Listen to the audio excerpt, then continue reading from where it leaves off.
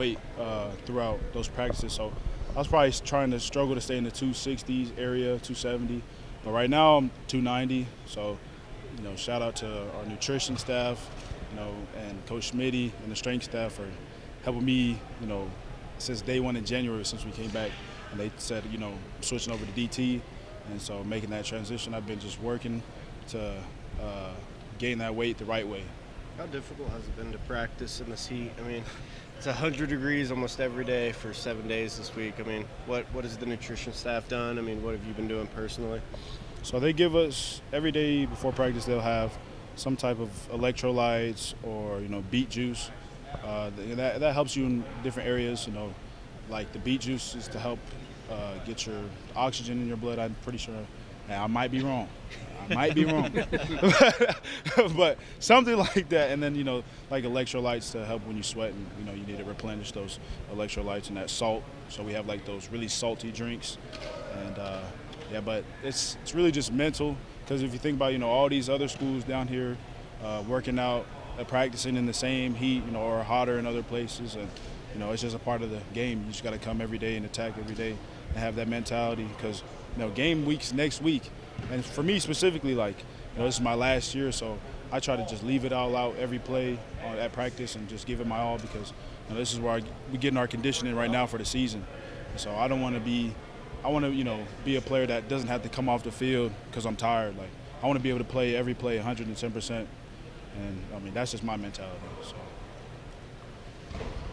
To kind of talk about, the expectation of the D-line this year, and Brent's talked a lot about competitive depth. Where do you feel like that room is now, and your feeling on the depth going into this year? So the whole D-line, we got a bunch of new transfers, older guys, experienced players.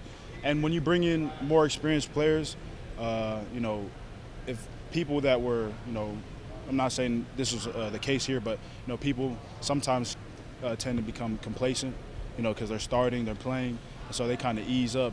But when you have a guy that's old as you, has just as much or even more experience than you, it pushes you every day, because, you're really fighting to get that spot. And, you push each other every day at practice, because, you see them doing well and you're pushing each other, and it just elevates everybody, the whole room, the whole D-line room. It elevates the whole D-line room. So, the new guys, they're doing great. And, I love all the new guys. I feel like we're a really tight-knit group, the whole D-line. And, I'm very excited to watch everybody play in the new D-line, like all the new transfers and even the guys that came here last year too. So I'm really excited. What stuck out about the O-line so far in the battles with them? Oh man, I love our O-line. It's just football is such a funny sport, because you get those relationships with those guys from winter to spring, summer, because you're working out with Coach Schmitty, and you guys are going through fire with Coach Schmitty outside, running. So, you have these really tight bonds, and then you have to come out every day at practice, and you're basically trying to kill each other at practice. And so that's the funny thing about football. It's just, you're best friends with a guy right in front of you, but you're trying to, basically kill him. But, I love our O-line, and, I think the relationship we have is, iron sharpens iron.